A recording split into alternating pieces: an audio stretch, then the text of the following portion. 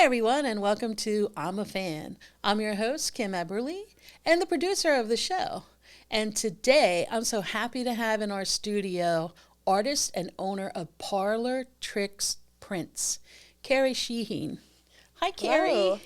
Thank I you got for the having name me. right. You right? did. Yeah, You we were did. talking about that a little bit, about your name. I thought it was kind of Irish, but you were telling me it's a mix? Well, I don't really know because on my dad's side, it's Irish and Syrian. I'm Italian, Irish, and Syrian. So I don't know if the Sheheen, which is all E's, Yeah. was derived from Shaheen, which would be Syrian, or Sheehan, which would be Irish. So Right.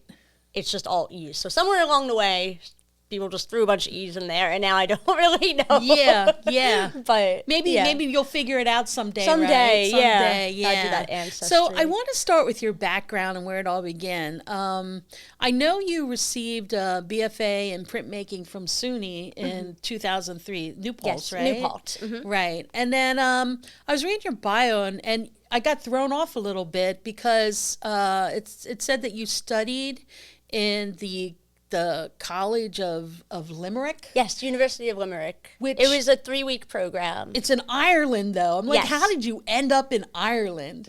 I've never been abroad before that, and my school was just offering the opportunity to go, and they had art classes there, and it was an art history class. And I was like, fuck it, I'm gonna go. you know? Yeah. And it was so much fun. Everybody was just so wonderful there, and Yeah. Ireland is beautiful. And I think I was 20 at the time, so I couldn't drink here, but I could drink in Ireland. And Really? like the first thing that the professor said to us was like, okay, you have to go to like all of these pubs, and she just started naming pubs like Really? before we learn anything. You need to learn Did where she the want pubs you are. to come like to class high or something off of the beer? Oh, I don't know. I guess they're just used to it. Yeah, yeah. It's like that's the Irish experience, I guess. But it was beautiful. They're like abandoned castles on the side of the road and everything. Like, Oh, wow. gorgeous, gorgeous. Did you study with people from Ireland, or were there other students abroad too with you? There were other students abroad. So it was like a yeah, mixed it was like class? a mixed class from like all over the country. Like, Oh, wow. I roomed with people from different states and everything. So yeah, it was fun. I love that because it gives you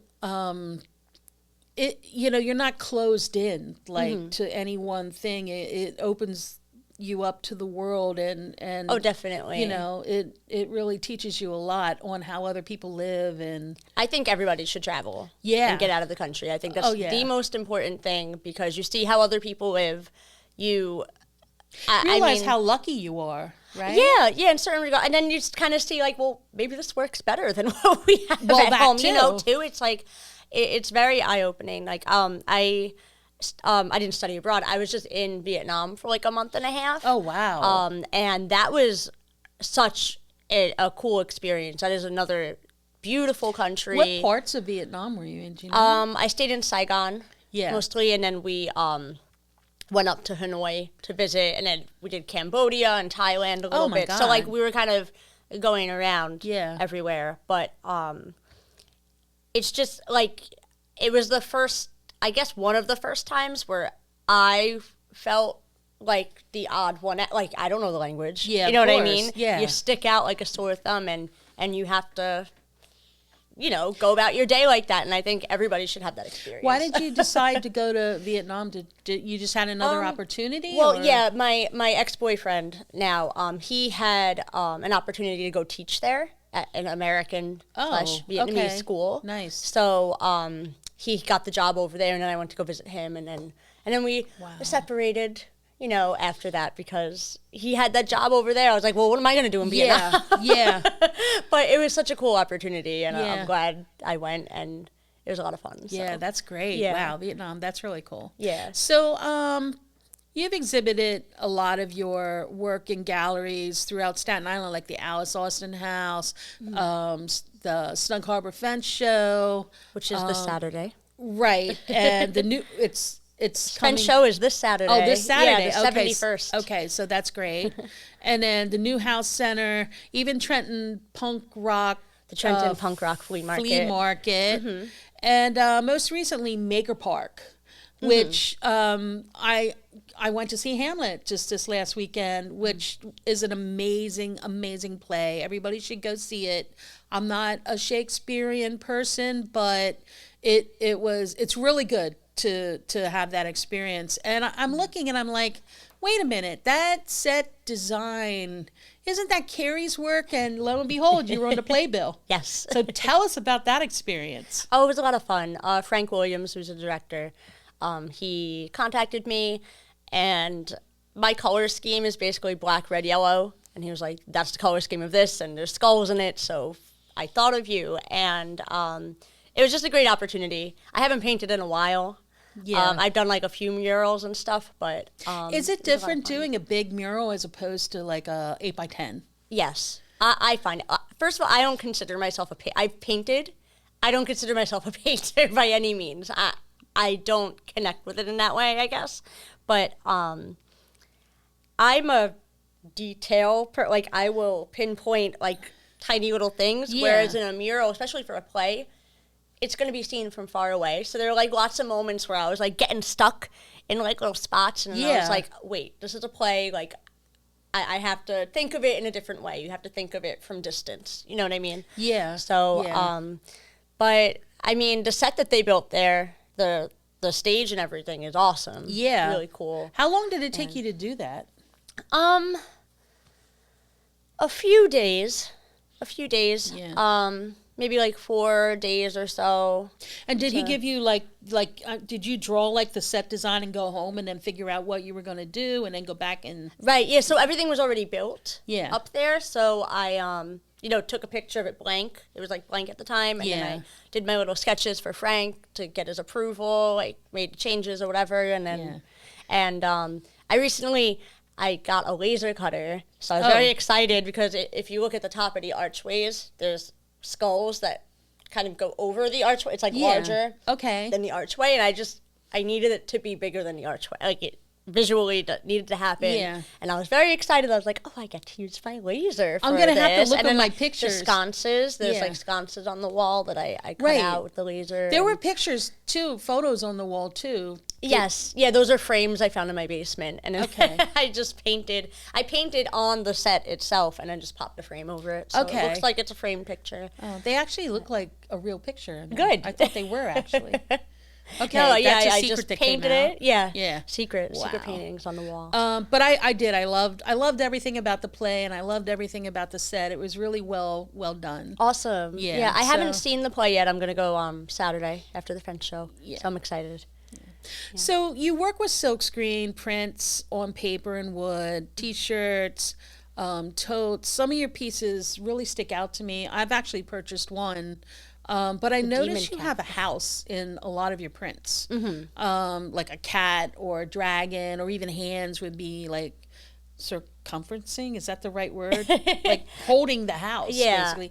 I love hands. Does the house have a significant meaning then? Well, all of the houses that I've done in that series more recently, I did during the pandemic, during quarantine. Oh. And a lot of them are right around the neighborhood, like St. Paul's. I live around here, so I just started taking walks to get out of the house, and I love architecture. Yeah. So I was just drawn to all the Victorians and everything there, and just started snapping pictures of my neighbors' houses. Yeah, and, they like, have a doing lot of doodles amazing houses. Are big. Mm-hmm. Yeah, they're beautiful. Yeah. I'm like obsessed with Zillow. Like I'll go on Zillow just to see the inside of people's houses because I'm a creep. But like I love old architecture like that, and I don't know. I'm attracted to it, and that also makes I sense feel like now. a lot of my artwork stems from my childhood home. Like a lot of the objects in my house. My dad was an avid collector of weird shit, and he was also an artist.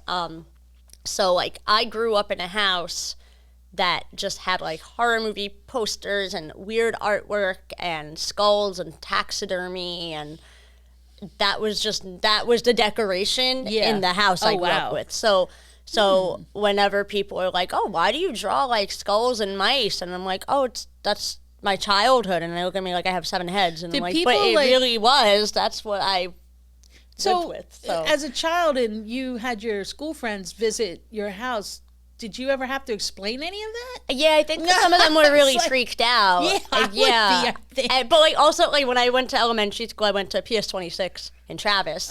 That's where my mom owned Mother Moose Bakery, so it was like right over there. Oh, That's why I okay. went to that school. Oh. But really, we lived further away from that, like on Targee, basically. Yeah. So.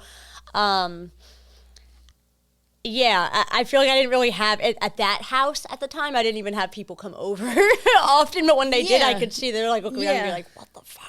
Right, you right. weirdo. Yeah. yeah. But that was well, my childhood. So And that's what I was going to ask you. I know in your childhood you had a love for art and cinema and optical illusion. And you created a series of 6 interactive animated prints that come to life with just a touch. yes, And I believe you titled the exhibit Phantasmagoria. Yes. Tell me about that exhibit, because is it still accessible like anywhere, or well, what happens to those exhibits too?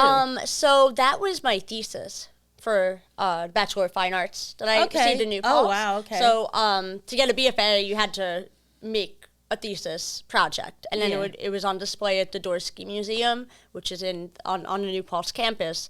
And I wanted to do something that moved, because usually when you go to a gallery, you're not allowed to touch anything. Yeah. But I like to touch stuff, and I like to have fun, and Well, I like I'd hate to go see with you things to that our move. I know, yeah. Modern Art Museum. No, don't do it. No, I behave myself. I'm very well behaved, but I want to. I like touching things, and I like textile, and I like when things move, and Yeah. if it has an optical thing to it at all, it just excites me. So for my thesis project, I was researching something called the moire illusion, which basically it's a bunch of black lines. There's something called scanimation books Oh, now, okay. which is the same illusion, but basically you have a piece of acetate with black lines going across it. Yeah. And you slide it over a piece of paper which also has black lines. But as you slide the acetate over, Yeah. the lines kind of fill in, and as you move it, it creates frames of animation. Okay. So it looks like something is being animated right in front of you, Yeah. but really it's just acetate and a piece of paper. You know what I mean? It's like, Yeah, I do. Mm-hmm. There's actually a subway in Brooklyn that comes up, out, and through a tunnel. A tunnel. I And think they I've had been on that painted to Coney the Island, wall. I think, right? Yeah, somewhere. Yeah. I was in it one day. I don't remember which one it is, but they painted the wall so it's like a flip book. Mm-hmm. And when the train's riding, it looks like a scene. Right. Like, that was crazy. that's awesome. Yeah, I Yeah. love that. It Yeah. just takes you by surprise. Like, I mean, I'm not putting down computer effects or anything, like CGI It's or anything like at all. old That's an school. art in itself, but I Yeah. love old school Yeah. illusions and Yeah. things like that. Like, that's just... Well, you did also mechanical flip book. Yes, that I did with a Staten Island Arts grant in 2019, I think. And my boyfriend Carl Gallagher built the boxes. Yeah. Like we discussed that, and we built everything. And I created 3 animations, also with houses, to do with houses. Yeah. Actually, one of them is the house I grew up in on Britain that's good. Avenue. So How that cathartic. is, yeah. Yeah. So, but yeah, I hand painted all the colors in the background and then screen printed the black layer over it. So it kind of has this hand painted, like old film feel to it. Yeah. Like, oh my But God, it's I'm blanking. a Like a little, Mel movie. You it's know a what little, I mean? It's a little spinny thing though. That Yeah, there's a crank on the side, and you have to operate it, and then it animates in front of you. How did you come up? I mean, did you have to build? I mean, well, you did. You built that little mechanical mechanism. I mean, how did you come up with that idea? Well, it's something that did exist. Oh. Like before film, they had these little, I'm going to blank on the name now on the spot, but they had a mutoscope. There we go. Yeah. They're called mutoscopes. And like if you went to like Coney Island or like some amusement park or something like that, they would have them standing up. Oh. And you put a quarter in or whatever, a dime, and then you turn the crank and it would be a little film. Like Oh, you wow. like peek inside and there's a Yeah. film.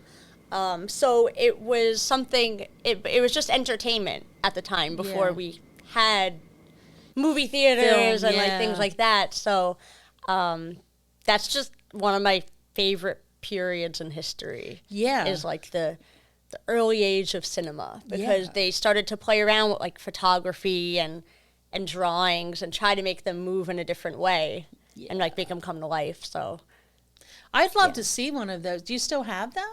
yes, they're in my house. Oh, good. So maybe you should bring them out sometime and let us. I wanted to bring them out for the solo show at Hub 17. Oh, That's good. October 16th. Yes, October 16th. I'm going to be putting the posters out for that soon. I have like so many shows coming up. I'm trying not to get ahead of myself. I'm like, I had the Fence show, like I said, this weekend, and then Trenton is the following weekend, and then the 16th is coming up. So yeah, that's great. That's great. I mean, at least you're keeping very busy. Yes. So I want you to tell me about the Parlor Trick Print Exchange. The print exchange, yes. Yeah, so, that's something I never heard of. Yeah. So a print exchange is not something I invented. In the printmaking world, it's something where that people invite printmakers to be a part of it, and you're asked to make a small edition of prints. Sometimes there's a theme, sometimes there's not, but there's always like a strict paper size, and you can use any printmaking technique. So you can use block printing, screen printing, however you want to do it, and you send your prints in, your small edition, and then they get distributed to the other people that participated. So you make a small edition, and then in return you receive a small edition of unique prints of people in the exchange.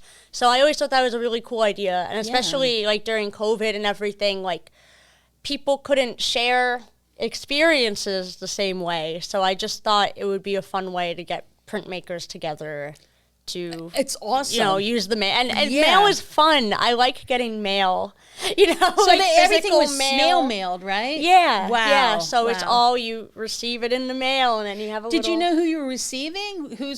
What person you were receiving it No, from? I put out an open call. I think maybe I knew like 3 people, but the rest of the people that I got 20 artists to participate, and I don't know most of them. I got somebody from Alaska. Oh, wow. Oregon, like all over the country. Wow. And I was just so happy about that. So did you get 20 pieces? Like every artist has to send it out to... Right. So I'm going to get 20 editions. Okay. I think it was a small edition size, like I think 10 or 12 prints.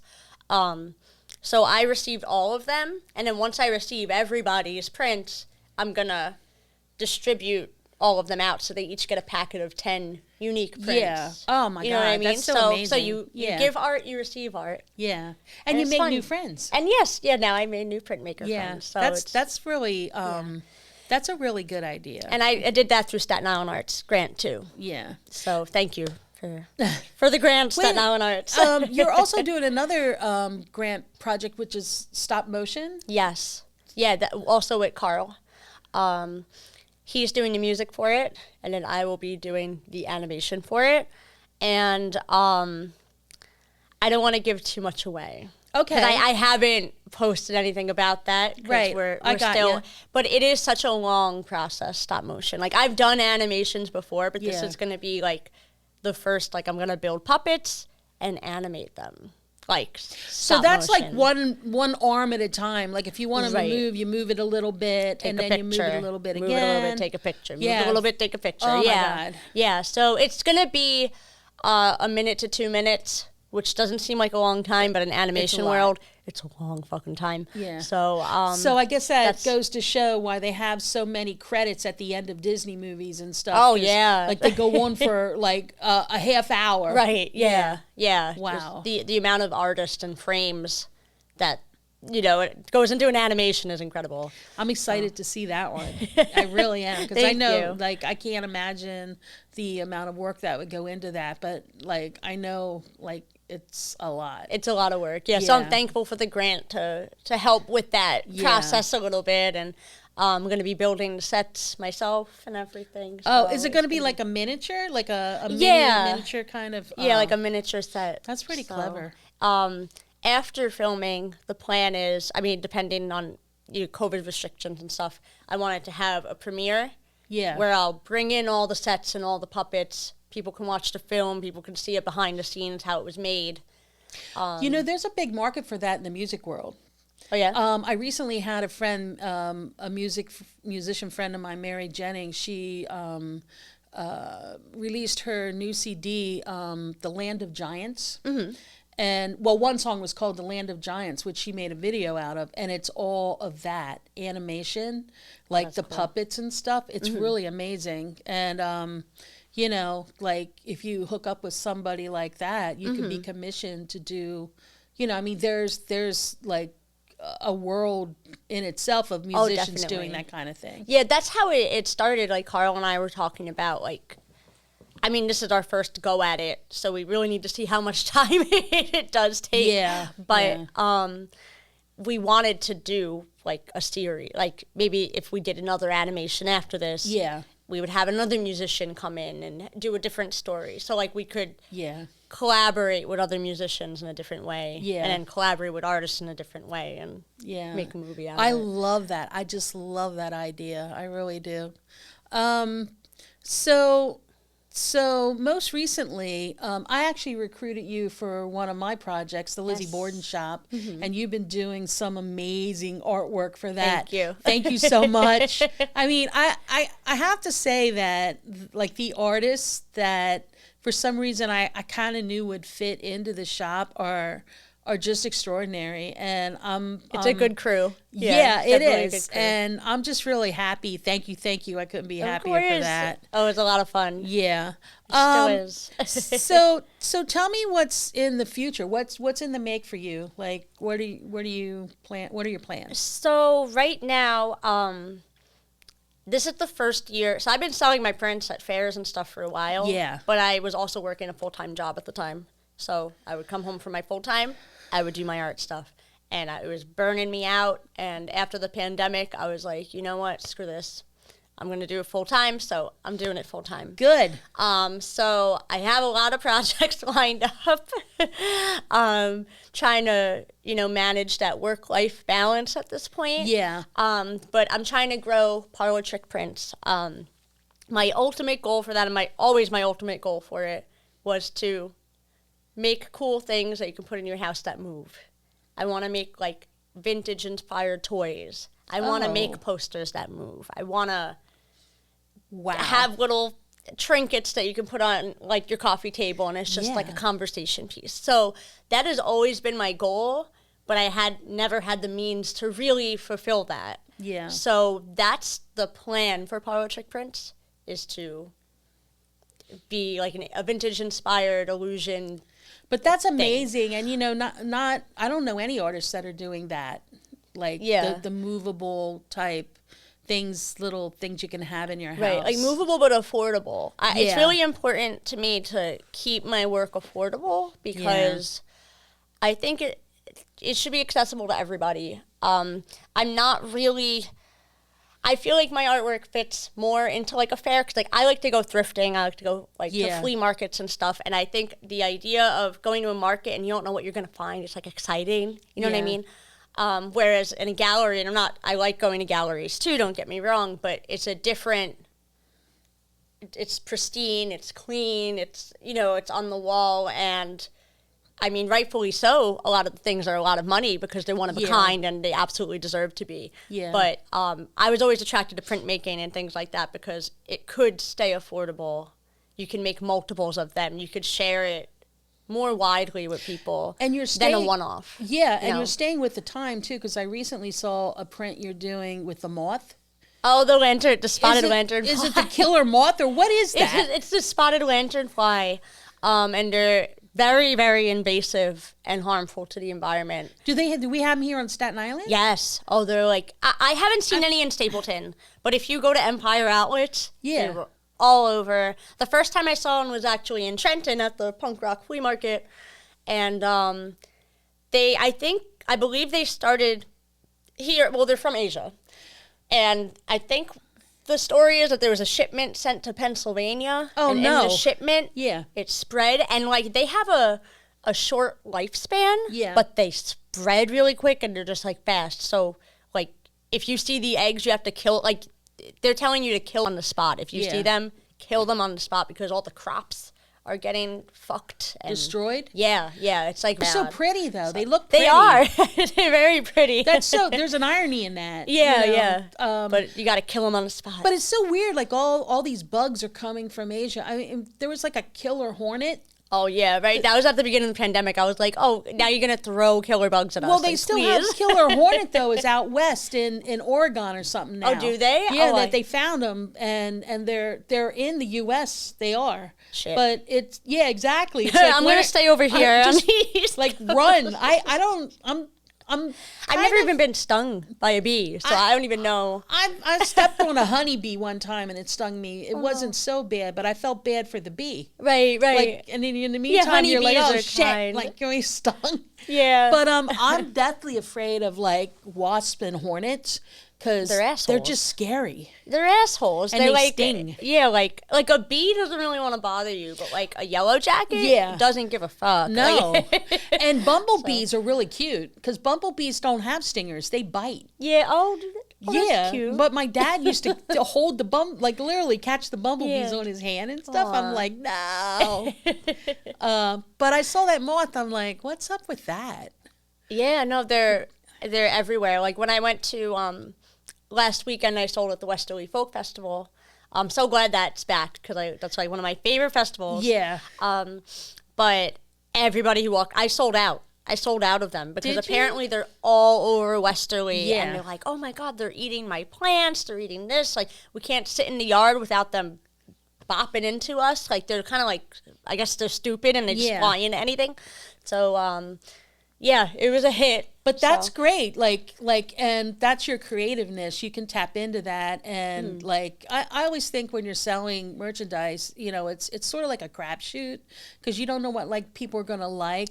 But then if you have a product, you keep it. If it does well, you just keep it. Yeah. And the ones that aren't doing so well, you just sort of like discard them. Phase them out or try to use them in a different way. Like or sometimes. Sell them at a discount. Yeah, like I'll figure out something. That's the thing with printmaking. It's like I could do it on a lot of things. So like maybe something like this. Like I did this one on a shirt. That's pretty. And then I did it on mugs too. Because I was like, they weren't really selling on the shirts. And I was like, well, it'd be cool on a mug. It'd be cool on a pillow. It'd be cool on, I don't know. There's other things that it might work for. Yeah, so that's you good. Never know. Well, I'm really excited to see you move forward in this very hard industry. And one thing I just want to mention, I know the online is like selling online is good, but the shipping costs are outrageous. Oh yeah. And you have to account for that in your pricing. And also I heard FedEx next year in coming up 2022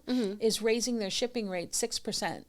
I keep getting emails from all of my suppliers that like wood is up. Yeah. Everything is up right now. So how are you going to manage that? I mean, I worry about that too. Like how do you get around that? Because you're just going to have to increase everything. I mean, it's the cost of that's what's happening in the world, Like that's why I like in-person sales better because I do adjust my prices for that. Exactly. Yeah. But it's a shame. Everything is up right now. Hopefully hopefully it'll get better.